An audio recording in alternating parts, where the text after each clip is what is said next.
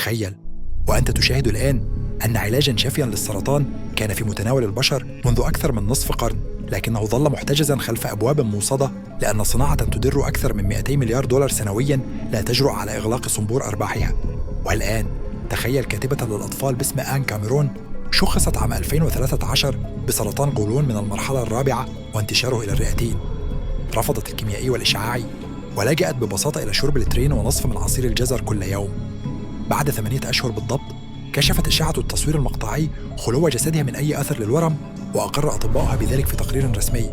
قصت تجربتها في كتاب بعنوان Curing Cancer with Carrots الذي يستقطب اليوم كل من يكتب عبارة علاج طبيعي للسرطان في محركات البحث.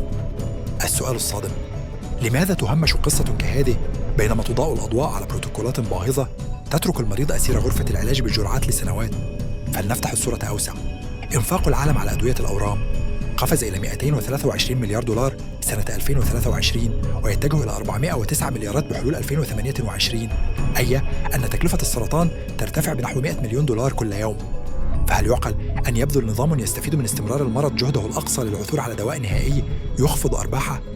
هنا يظهر الوجه المظلم لسؤال: من المستفيد؟ مجالس إدارة تعد كل مريض عملة جار تحصيلها، وحملة أسهم كل خبر عن علاج جذري قد يهبط بقيمة محافظهم الاستثمارية. ومع ذلك ليست كروتينات الجزر وحدها التي تثير الفضول.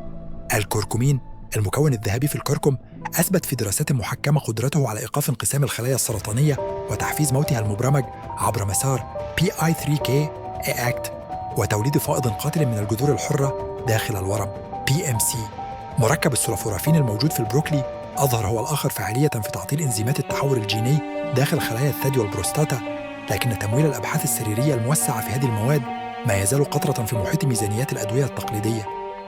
دعنا نواجه الأمر بصراحة، لسنا أمام حكاية عصير سحري يشفي الجميع، ولا أمام مؤامرة تديرها غرفة ظلال واحدة، إنما نحن أمام نظام حوافز اقتصادي ضخم يكافئ الإبقاء على رحلة العلاج طويلة ومعقدة، ويقلص الدعم لأي مسار قد يقصر تلك الرحلة أو يبسطها.